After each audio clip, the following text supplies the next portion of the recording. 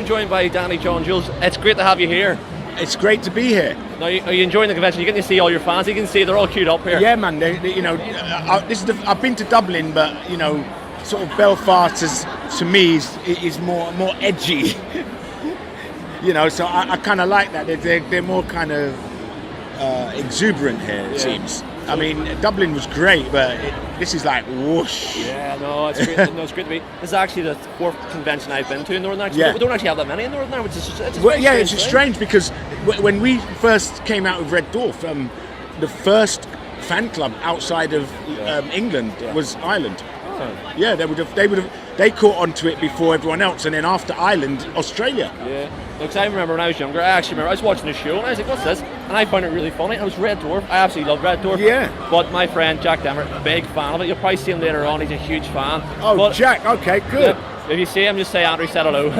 I'm sure that, but you know what? It's funny when you go to a convention. There's so many people with the same name. Oh, I know. But have you had any weird gifts from any of your fans? What's been the best gift you ever got from someone? The best gift? Yeah. Wow. I've had all kinds. I met a lady in Chicago once, and she was just sewing, embroidering. Yeah. And she wasn't at all involved in the sci-fi stuff. She'd only come there with her son, who was obviously running around, freaking out at everything, and she was just sitting there embroidering. Yeah.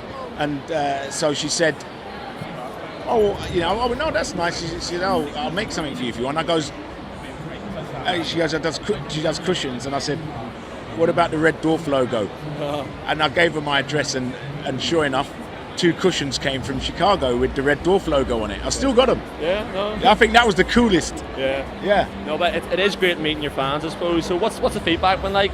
Oh, it's great. I mean, the enthusiasm and pleasure that they have just meeting you is what I mean. One can only be overwhelmed, and I've been all over the world, and it doesn't matter where we go, it's always the same feedback.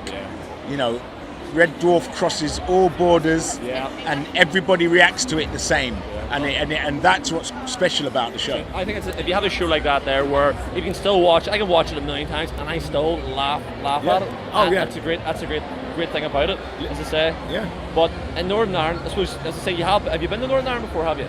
Never. I've been to Dublin. I've never. This is what I'm saying. As I said, I'm from the Kilburn area, which is a huge Irish community back in the day. I mean, it's been gentrified now, but when I was growing up, that was what it was. It was the Irish and the West Indians. Yeah.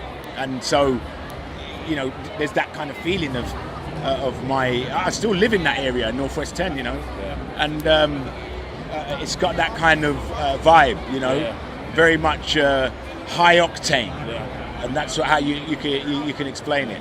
And that, I kind of thrive off of that. Yeah. So is there any up and coming projects that we can see on anything you're doing? Yeah, Death in Paradise. I've got my short film called Bucky. You can go. You'll be able to see that soon. I'm doing the new series of Bob the Builder. I'm doing a new character in Bob the Builder. That's Mattel, the American toy company, has bought it, and they're doing a new CGI version. Oh right, yeah. I've been doing that with the director who directed a show called Storymakers that I was in, and I'm working on a comic strip actually. Oh yeah. Yeah, based on my motorcycle antics. Oh right. Yeah. It's an interesting. I won't tell you the title yet because you might think I'm a bit strange. No, go on, it? Yeah, it's called The Pink Helmet. All right, so I can actually see it there. Is that you? There you go. There you are. There. That's a kind of. It's based on this character here. That is cool. An urban superhero. All right. Without CGI. Exactly, that's cool. No, that's fantastic. I'll just say I'm a big fan of Death in Paradise as well. Watched it from the very start. It must be great to go over there and film, isn't it? Yeah, well, my parents' island, where they come from, is the next island along. Oh. So I get on the ferry and go and see my dad, because my dad's over there and my mum's in London. So, great. I speak the local language because, it's a Creole language that they speak there. Yeah. So, I couldn't have asked for a better job. And my character's called Dwayne. Yeah. Not Dibley, though. Yeah. No, I'll say, I've always said if I ever went on holiday, I would definitely head over there. It's such a great location. Watching it just makes you feel warm, just seeing the weather as well. That's great. And it's great because they show it in the winter. Yeah. So, I think that has a lot to do with the popularity. When you're stuck freezing cold, and then you turn your telly on and all of a sudden there's this warmth coming off the screen. Yeah. Oh, that's fantastic. Well, here, it was great having a chat with you. I better get back to work. There's plenty of people there.